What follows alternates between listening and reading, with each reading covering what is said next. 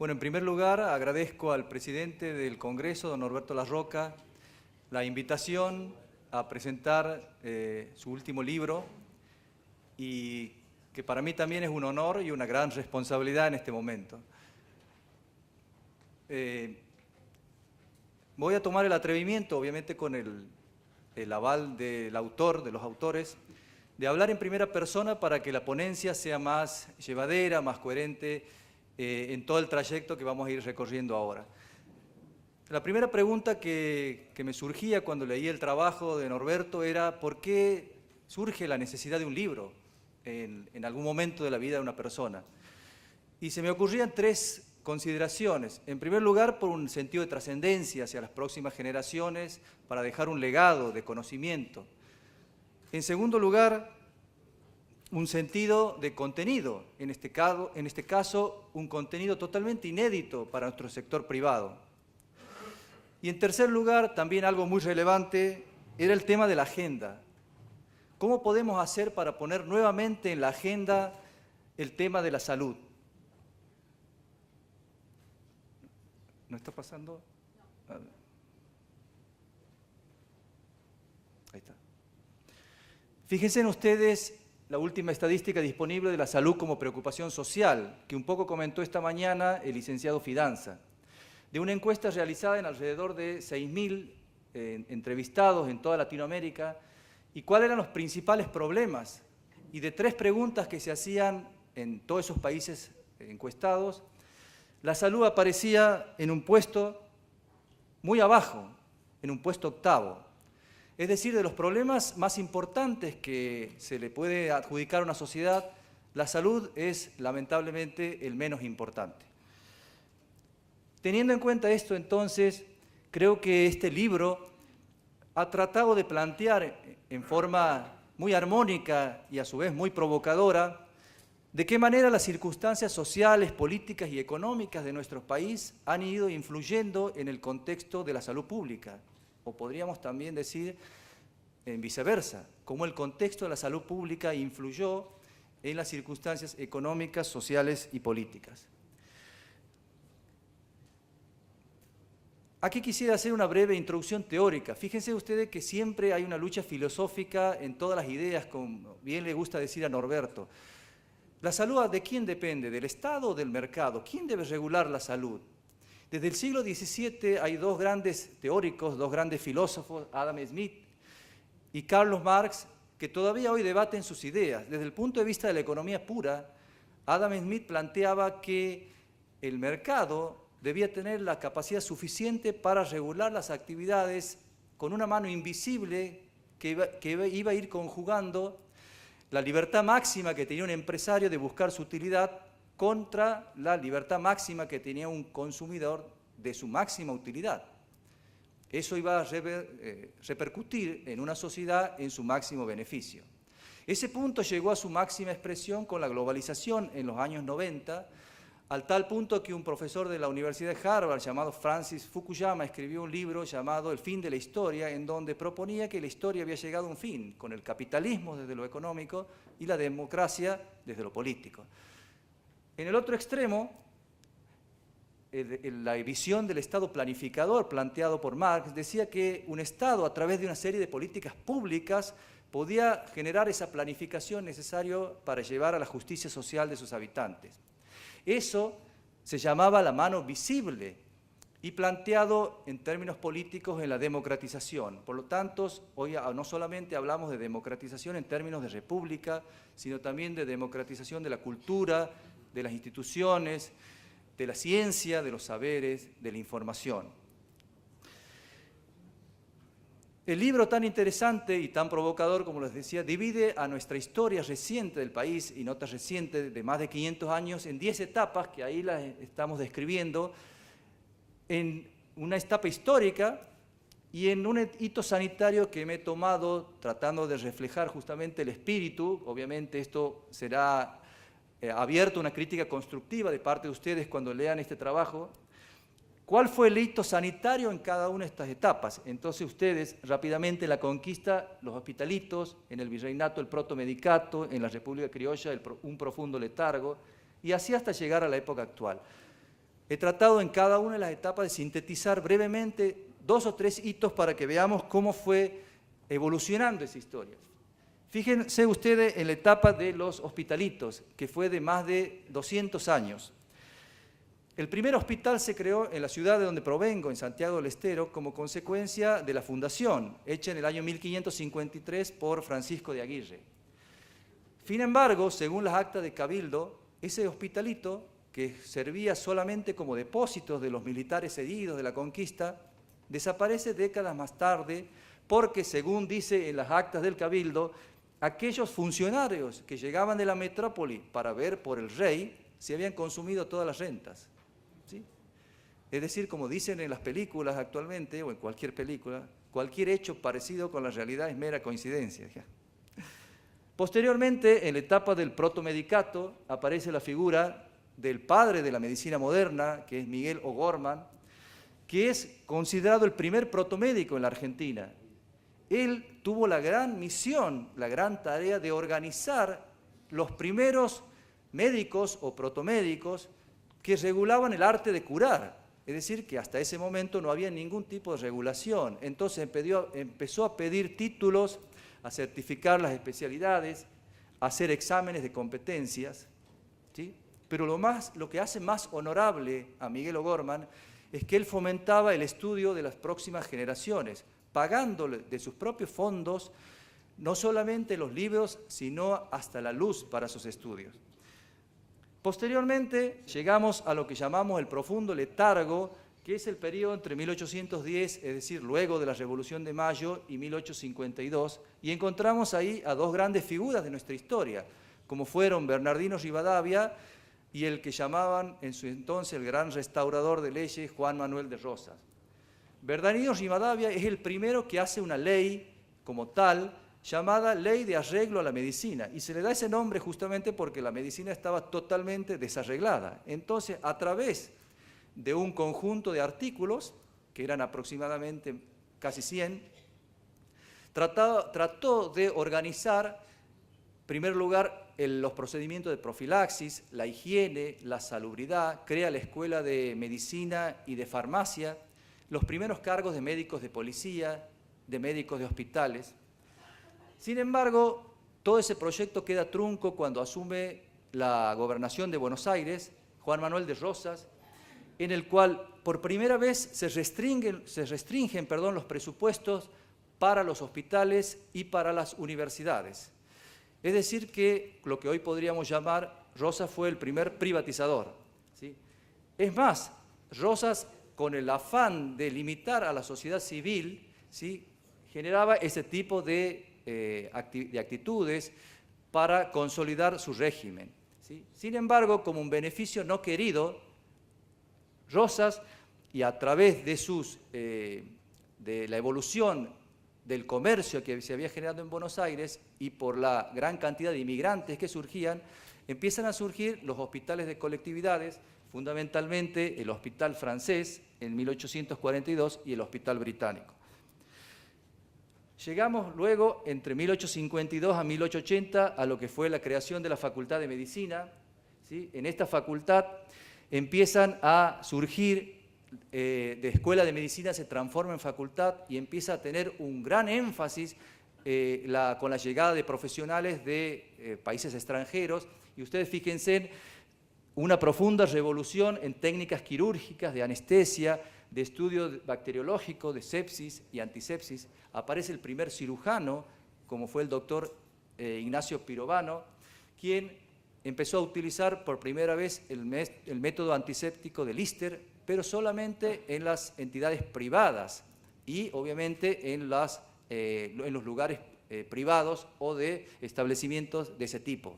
Sin embargo, como él bien lo recuerda en sus memorias, era imposible aplicarlo en entidades públicas, porque él decía, lamentablemente, se estaba chocando con una deplorable gestión burocrática. Volvemos a lo que decía hace un momento, como en las películas, cualquier hecho parecido con la realidad es una mera coincidencia. Sin embargo, la salud pública empieza por primera vez y se pone en la agenda entre los años 1870 y 1871, cuando se produce en Buenos Aires la epidemia de fiebre amarilla. Esa epidemia cobró las vidas de casi el 8% de la población de Buenos Aires, que se calcula que en esa época era de aproximadamente 200.000 personas. Llegamos al primer plan de hospitales, estamos entre los años 1880 y 1910. Los que ven ahí son los presidentes más destacados de lo que se llamó, quizás peyorativamente, la generación del 80. Bartolomé Mitre, en ese orden. Domingo Faustino Sarmiento, Nicolás Avellaneda, el presidente más joven de nuestra historia, que asumió cuando tenía solamente 37 años, y Julio Argentino Roca, que gobernó durante 2 periodos, pero con mandatos, luego de un mandato, porque en esa época cada presidente duraba 6 años y no tenía posibilidad de reelección. A ninguno tampoco me parece que se le hubiera ocurrido cambiar una constitución para hacerlo. Se considera que se constituye justamente en el país una nueva clase política que tenía 3 características. Era hegemónica, era oligárquica y era conservadora. Y sin embargo, a pesar de estas 3 características que podrían caracterizarse de forma peyorativa, esa clase inició el primer Plan Nacional de Hospitales, pero con esa visión de una política de control social, es decir, para concentrar a todos aquellos que tenían algún tipo de marginalidad, de exclusión, algún tipo de enfermedad que no podía ser tratada, entonces se lo concentraba en hospitales. Hasta la década del 20, en todo el país se habían construido casi 12 hospitales que eran centros de referencia en cada una de las provincias. Sin embargo, la generación del 80 no solamente fue una generación política, hubo grandes médicos que también los llamamos la generación de los 80 desde la medicina. Y ustedes pueden leer esos nombres tan trascendentes. El doctor Rawson, los doctores en higiene, que eran a su vez titulares de sus cátedras, el doctor Ramos Mejía en neurología, el doctor Señoranz en toxicología, el doctor Pena en epidemiología, y la primera médica egresada de la Universidad de Buenos Aires, la doctora Cecilia Grierson. Más aquí en el tiempo, llegamos a la época de entre el 10 y el 30, y la hemos llamado la salud para todos. Está bien escrito, no es para todos y todas, ¿no? La salud para todos. Y lo ponemos a Hipólito Yrigoyen como el símbolo más destacado, porque él asume la presidencia en el año 16 como consecuencia de la ley Sáenz Peña. Ustedes saben que la ley Sáenz Peña impone en Argentina el voto universal, secreto y obligatorio. ¿Qué quería decir eso? Que antes el voto en Argentina no era ni universal, ni secreto, ni obligatorio.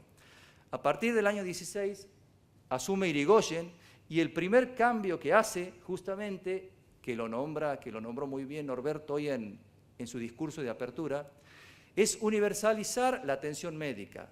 Hipólito Yrigoyen elimina lo que se llamaba el carnet de indigencia, que era necesario para que cualquier persona pudiera asistirse en hospitales nacionales, provinciales o municipales. Es decir, el que no presentaba ese carnet firmado por la autoridad policial no podía atenderse.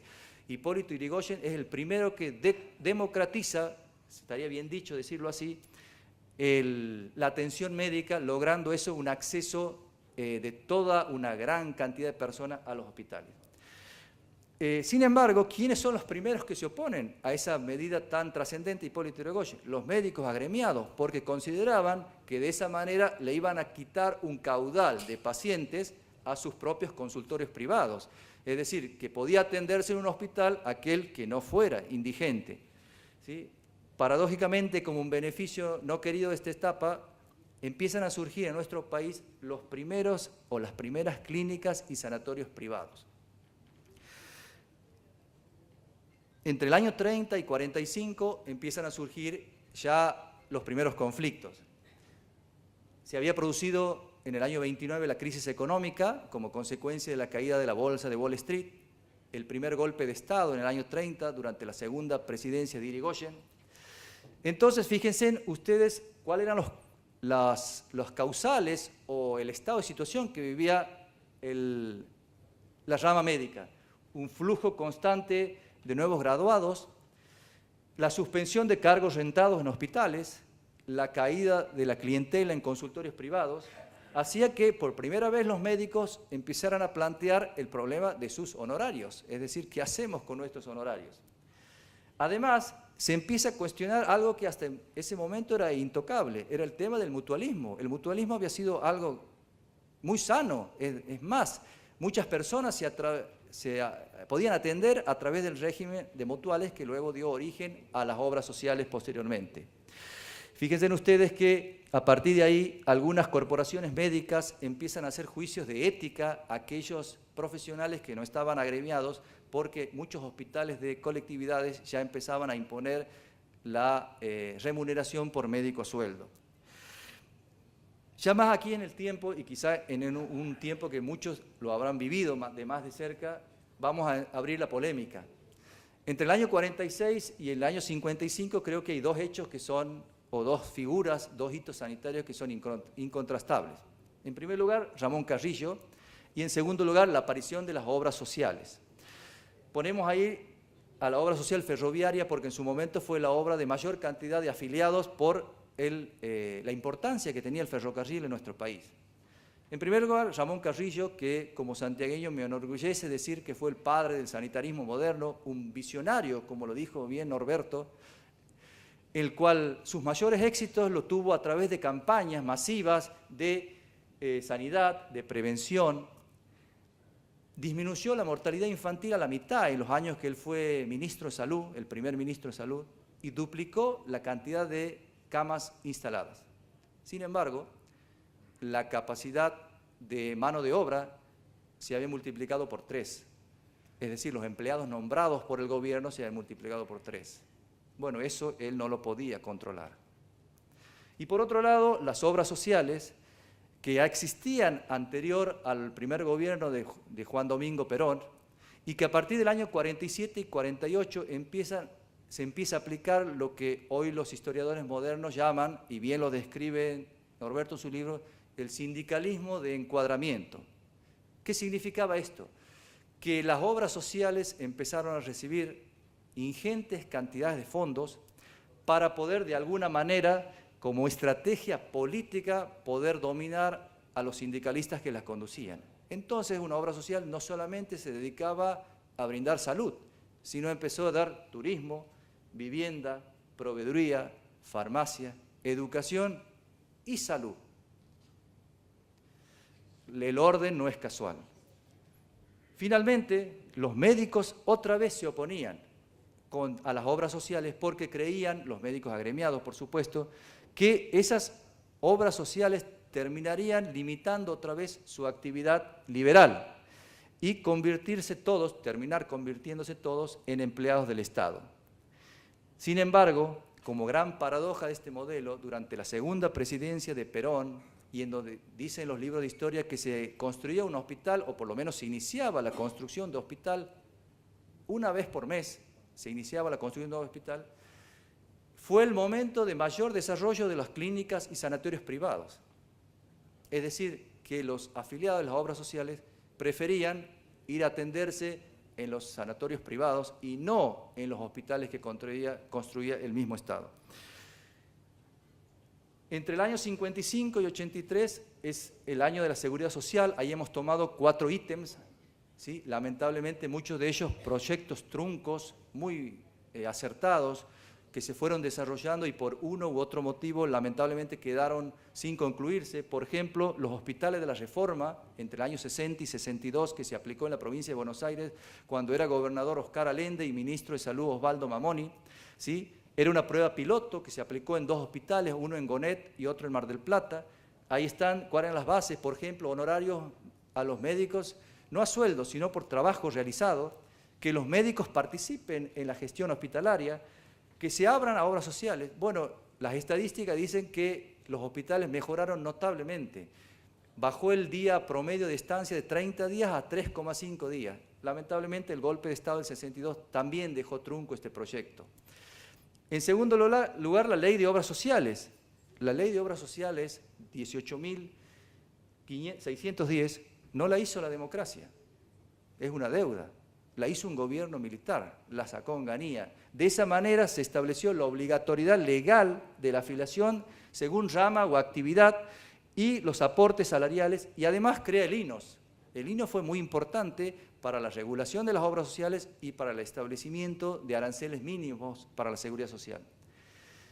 El famoso SNIS, entre el año 74 y 76, otro gran proyecto que quedó trunco con el último golpe de Estado. En ese gran proyecto que un exministro de Salud como Ginés González García consideró la mejor ley sanitaria en los últimos 40 años, pero sin embargo a la que le faltó negociación política, también incorporaba cuestiones relevantes y también quedaron truncos. Se aplicó en 2 provincias y lamentablemente no pudo seguir avanzando. Y llegamos a nuestros tiempos. No podíamos llamar de otra manera que salud, crisis y reforma, como el título de este congreso. Porque ya en esa época hablábamos de que la salud merecía un debate político, la crisis era muy profunda y la reforma era o se hacía imperiosamente necesaria.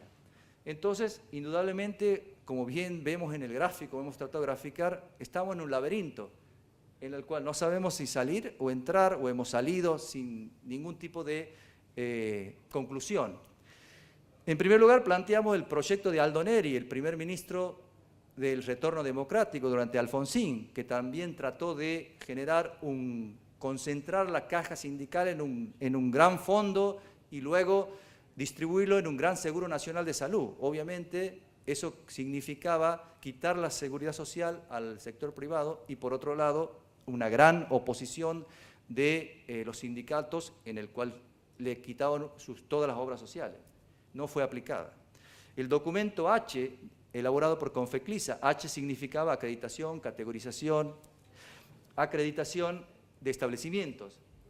La COMCAM, la Comisión Mixta, entre el año 89 y 93, en donde ya estamos en la década menemista, que fue una sucesión de hechos que fueron destruyendo de a poco la salud privada. La desaparición del INOS en el año 93, la desregulación de las obras sociales en el 97, la crisis del 2001-2002 generó el colapso final para nuestro sector, porque significó el inicio del estancamiento y el cierre de muchos sanatorios en el interior y en las grandes ciudades del país. Para dar un ejemplo, en mi provincia, Santiago del Estero, en la década del 90 había 45 entidades privadas, hoy solamente somos 28. Pero no solamente han desaparecido de las ciudades grandes, por llamar de alguna manera, sino del interior profundo, en donde no hay ni prestadores públicos siquiera. Pero tomamos como hecho relevante la aparición de la CAES, del cual su primer presidente fue Norberto Larroca, como alianza estratégica junto con la Fundación Docencia e Investigación de Salud que preside el licenciado Huesto Campo. Creo que ampliar este debate fue un aporte fundamental para esta reforma. El hombre es el eje del sistema. Creo que esto es una marca registrada del presidente de nuestro Congreso y ahí ustedes pueden ver en los últimos 23 años cómo ha ido evolucionando el lema desde propuestas para la reforma hasta hoy el hombre y el derecho a la salud. Y se ha tratado en cada etapa, durante los 90, en donde se creía que el mercado iba a solucionar todos los problemas, bueno, hablar de cómo iba a ser la desregulación o cómo iban a ser el derecho a la salud y los recursos o las asignaturas pendientes al final del proceso, o durante los 2000, en donde se creía que ahora el Estado iba a solucionar los problemas. Y bueno, terminamos con las redes integrales de salud, la equidad y la exclusión social, o finalmente los resultados de esa inequidad. La conclusión que podríamos sacar es que el mercado no soluciona sus problemas por sí mismo, ni el Estado soluciona los problemas por sí mismo.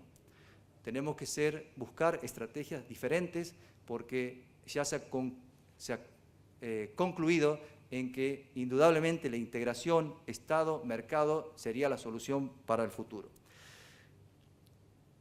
Finalmente, en la última parte hablamos de testimonios de federalismo, es decir, van a ir viendo que a lo largo de todo el país hay sanatorios que han ido expresando cuáles han sido las motivaciones que le fueron generando al momento de su aparición en diferentes lugares, del norte al sur, del este a oeste.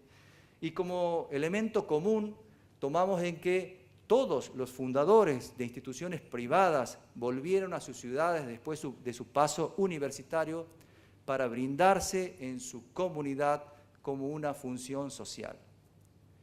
Sin embargo, transcurridas las décadas, llegaban a dos conclusiones.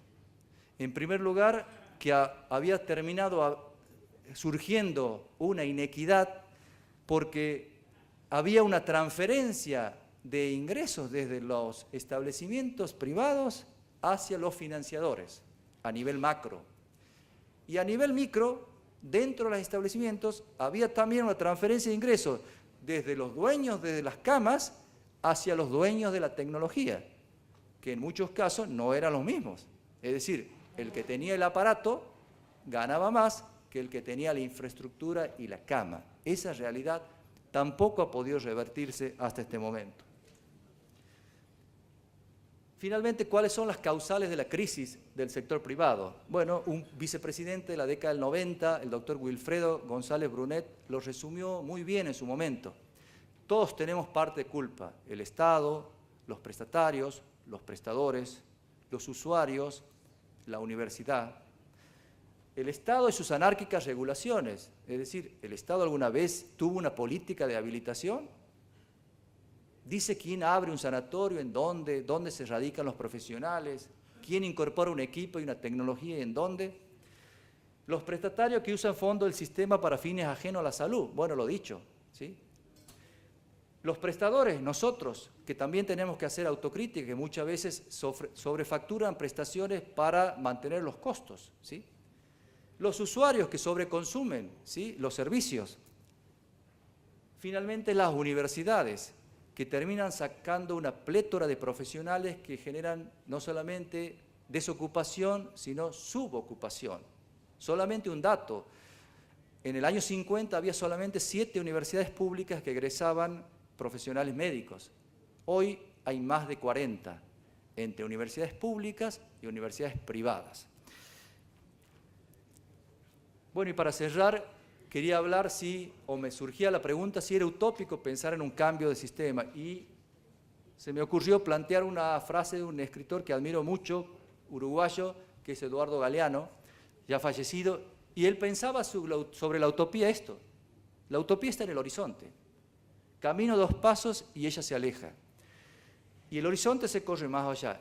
Y él se preguntaba entonces, ¿qué es la utopía? Bueno, ¿para qué sirve la utopía? Y él decía, bueno, sirve para eso la utopía, para caminar.